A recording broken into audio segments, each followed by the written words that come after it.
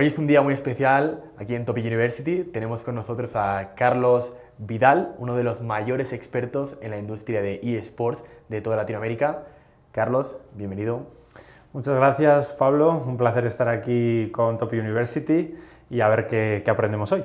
Perfecto. Para los que no tienen ni idea de esto, ¿qué es o qué son los eSports? Pues a ver, los eSports, digamos así como definición amplia, son las competiciones de videojuegos.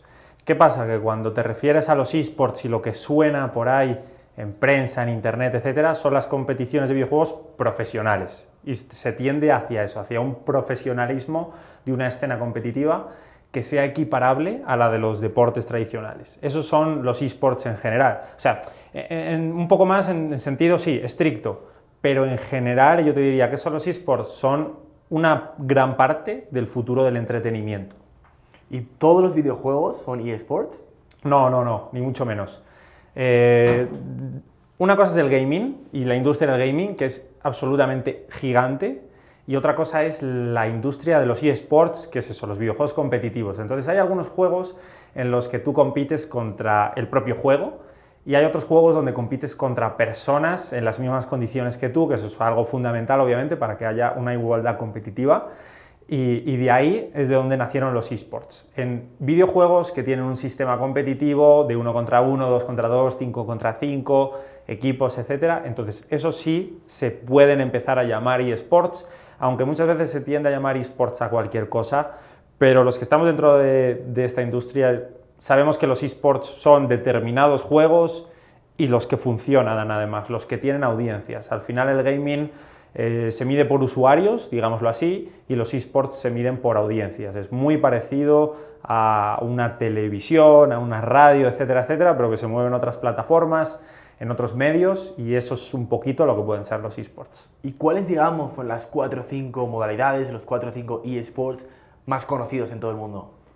Pues ahora mismo en el mundo el eSport más grande que hay es el de Riot Games, es League of Legends, porque lleva ya muchos años. League of Legends es un juego que tiene ya 11 años, se sigue manteniendo, las audiencias crecen año a año, o sea, es espectacular, hay sistemas competitivos por todo el mundo, hay un path to pro, hay un camino hacia el profesionalismo que está marcado y que alguien ya se puede meter a competir, a ir subiendo y a ir viviendo de esto, que esto es lo que pretenden las compañías de videojuegos, los impulsores de los eSports, es eso, que la gente pueda vivir de esto. League of Legends, Counter-Strike, otro juego súper antiguo y que incluso a los que no sois gamers os sonará mucho, pues Counter-Strike sigue full, sigue muy metido en el mundo de los eSports y las competiciones que se hacen son enormes. Luego por ahí también está Fortnite, obviamente, otro monstruo. Call of Duty Warzone está empezando con su fase de eSports también, que tiene mucha esperanza de ser muy potente, y también está sin duda Garena Free Fire, que es el mayor juego ahora mismo de Latinoamérica por número de usuarios y tal. O sea, es un juego que ha roto el mercado totalmente y que tiene unos eSports ya organizados. Pero, por ejemplo, para gente como yo que no tiene ni idea de eSports, ¿qué es el LoL? ¿En qué consiste ese juego? Bueno, el LoL es un MOBA, que es una categoría de videojuegos, digamos que son juegos de estrategia en tiempo real, y es un juego de 5 contra 5, donde tú en un mismo mapa, como en un terreno de juego, como en un campo de fútbol, pues compiten 5 jugadores por equipo y tienen que derrotar al contrario, pues destruyendo la base del equipo rival, digamos. ¿Y qué pasa? ¿Y qué es lo divertido de esto? Pues que aunque sea el mismo mapa, como pasa en un fútbol, como pasa en el ajedrez, que es el mismo tablero y es un deporte milenario, pues cada partida es distinta, porque hay cientos de campeones, que son los personajes con los que juegas, con habilidades distintas. Entonces las variables que hay en cada partida son billones, trillones de variables que pueden pasar en cada partida. Entonces cada partida es distinta, es distinto todo, y por eso es lo divertido que tiene ese juego. Y entiendo, es una industria donde existen jugadores profesionales, es todo amateur, ¿cómo funciona? Jugadores profesionales son los menos, o sea, una minoría, muy minoría, pero pasa como en el fútbol. Al final, ¿quién se dedica al fútbol? Un 0.001% son los que pueden vivir del fútbol. Luego hay un negocio alrededor del fútbol, sí, eso es otra cosa, pero los jugadores de fútbol, en comparación a la gente con la que le gusta el fútbol, juega al fútbol, ve fútbol, es una minoría privilegiada. Pues eso pasa con los eSports. Al final, si quieres ser un jugador profesional, tienes que dedicarte a ello 100%, o si no va a haber alguien que va a entrenar más que tú y que va a ser mejor que tú y que te va a quitar el puesto. ¿Pero qué salarios, por ejemplo, pueden llegar a ganar estos profesionales? Depende mucho de la región, muchísimo de la región. Por ejemplo, pues Latinoamérica todavía digamos que está unos 5 o 6 años por detrás, por ejemplo, de Estados Unidos, Europa, de Asia, todavía todas van detrás de Asia, esa es la mayor potencia. China, Corea, es espectacular lo que se mueve ahí. Pero, por ejemplo, salarios de ligas primeras europeas pueden estar en $30.000 mensuales, 40.000, de ahí para arriba con las estrellas. En Latinoamérica radicalmente menos, podemos estar hablando de 5.000, 3.000, incluso a lo mejor alguno que pueda cobrar 10.000 como tal, su ficha de jugador profesional. Luego es muy diferente a las cifras más grandes que mueven los creadores de contenido de todo este mundo de gaming y esports, que esos digamos que son empresarios independientes que también viven de las audiencias, pero que no se dedican profesionalmente al juego, se dedican profesionalmente a crear contenido y a rentabilizar ese contenido, que eso es otro negocio muy distinto y es un negocio gigante también. Porque, por ejemplo, el Rubius, Vegeta, todas estas personas que todos conocemos porque crean contenido en Internet, sí. ¿son profesionales, no lo son? No. Ellos son creadores de contenido, son profesionales creando contenido, pero no son profesionales de ningún videojuego.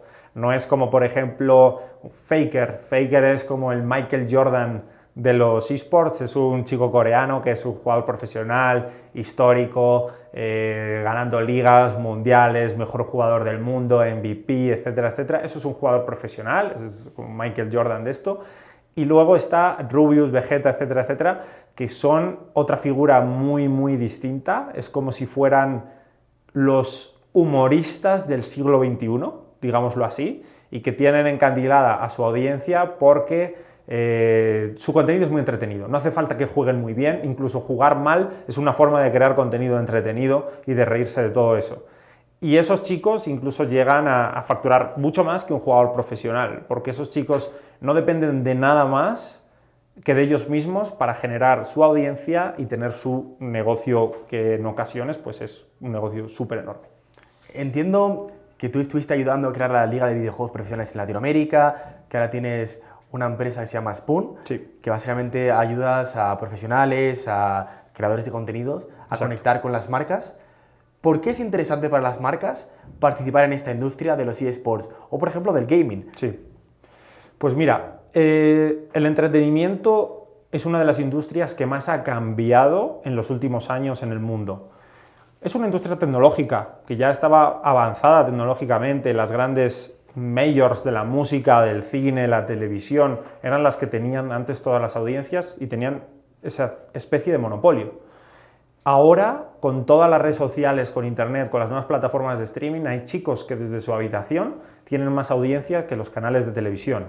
Entonces, es como wow, ¿cómo dimensionas eso? Que una televisora gigante que tiene cientos, miles de personas trabajando, estudios, equipos televisivos, cámaras, sonido, etcétera, tiene menos audiencia que un chico desde su habitación que incluso puede tener una cámara mala y un computador normal.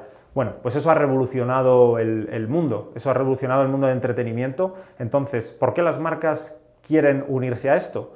Porque les puede salir más rentable que pagar una gran televisora, que tiene unos precios elevados, porque obviamente tienen también mucha audiencia.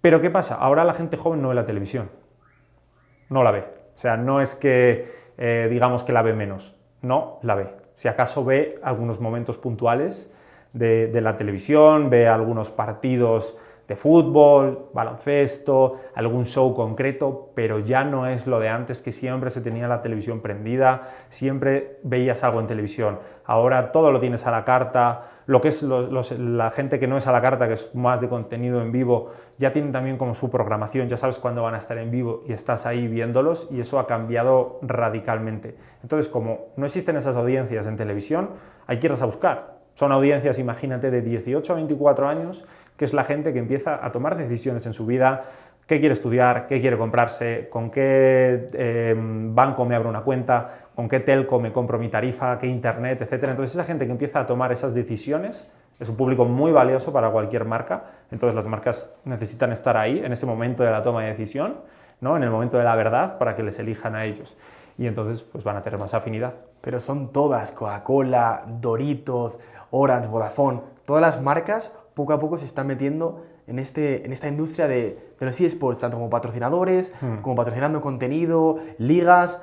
¿Qué tiene esta audiencia de particular? ¿Qué tienen estos jóvenes de 18, 25 años que los hace tan especiales?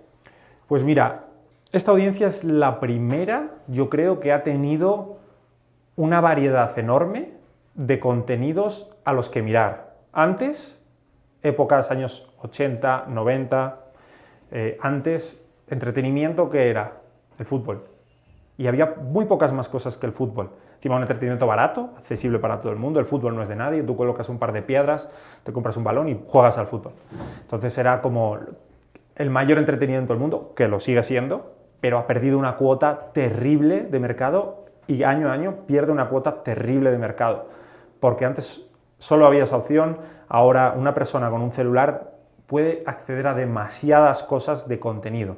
Y todo eso está en contra del fútbol o de los deportes que mandaban antes. Tienes Netflix, tienes YouTube, millones de series, millones de plataformas, ahora todo el tema del gaming, Twitch, Facebook Gaming, Booyah, etcétera, etcétera. Hay demasiado, entonces es normal que todo eso se reparta mucho más y ahora están peleando por esas audiencias. Eso ha encarecido. La gente, es más difícil adquirir un usuario porque ese usuario está bombardeadísimo, está como loco, pudiendo elegir, entonces hay que optimizar mucho las estrategias para conseguir esos usuarios y saber mucho dónde poner tu presupuesto como marca para adquirirlos.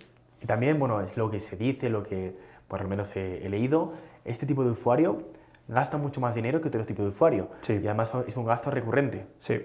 El modelo de negocio del gaming es mucho más rentable que el modelo de negocio de la música, del cine. Tú dices, a todo el mundo, a casi todo el mundo le gusta la música. A mí me encanta la música. ¿Qué me gasto en música al año? Mi suscripción de Spotify y cuando puedes, que ahora no, pues vas a conciertos. Pero tampoco es que una persona normal se deje demasiada plata en la música, ¿no? Tú ya lo tienes todo al alcance de la mano. Un gamer se deja mucha plata. Un gamer que si compra toda la parte de hardware y la quiere ir renovando porque van sacando cosas nuevas y luego toda la parte de software, los juegos que por sí son caros y los que son gratis pues tienen unas microtransacciones que son muy llamativas para ellos y que el usuario gasta mucho más dinero que en las otras dos industrias. Por eso la industria del gaming es mucho más grande que la industria de la música y del cine juntas. ¿Y qué le falta a Latinoamérica para estar a la altura, por ejemplo, de Estados Unidos, de Corea? A ver, Latinoamérica digamos que está muy avanzada en el gaming de celular, de mobile, porque todo el mundo tiene acceso a un celular. Y ya hay juegos que han sido desarrollados específicamente para captar a ese usuario. Y los juegos que no estaban han sacado su versión mobile para captar a ese usuario. ¿Qué falta para que esté al nivel de Europa, Estados Unidos? Pues mira, falta que la economía crezca y que todo el mundo tenga acceso a un ordenador, a una computadora, a un PC, que le sirva a jugar esos juegos, porque pues, esa es la barrera de entrada, ¿no? De una consola, PlayStation, Xbox, computador, esa es la barrera de entrada que tiene este mundo. Entonces, como el salario medio, el salario mínimo de los países de Latinoamérica es un poquito más bajo, obviamente, un poquito bastante más bajo que Estados Unidos, que Europa, etcétera, pues tienen todavía esa barrera. En el momento que exista más equidad en eso, está hecho, el mercado está hecho. Y como pues los países de Latinoamérica tienen un potencial enorme y crecen mucho, pues aquí no va a parar de crecer toda esta industria. ¿Y te gustaría darle un último consejo a las empresas que todavía no han visto esto como una oportunidad de negocio? Mi consejo es que hay que ser disruptivo y hay que probar cosas nuevas para cambiar tus resultados, ¿no? Parafraseando a Einstein, porque muchas empresas están acostumbradas a invertir y de una recibir, que está muy bien, sí, pero eso pasa, eso es el público de antes. El público de ahora le tienes que convencer muy bien para recibir en esa parte. Ya no es el call to action directo que te compraban porque no veían nada más, ahora ven demasiadas cosas. Entonces, lo que les aconsejo es que pongan un pie en esta industria, que empiecen a escalar sus presupuestos hacia este entretenimiento, porque esto no va a parar de crecer. Las barreras de entrada también van a subir, porque cada vez hay más audiencia en todo, o sea, los juegos que tienen poca audiencia cada año también se van doblando y todos los números que ves los ves en verde. Entonces, que empiecen pronto, porque esos usuarios cada vez antes empiezan a tomar decisiones.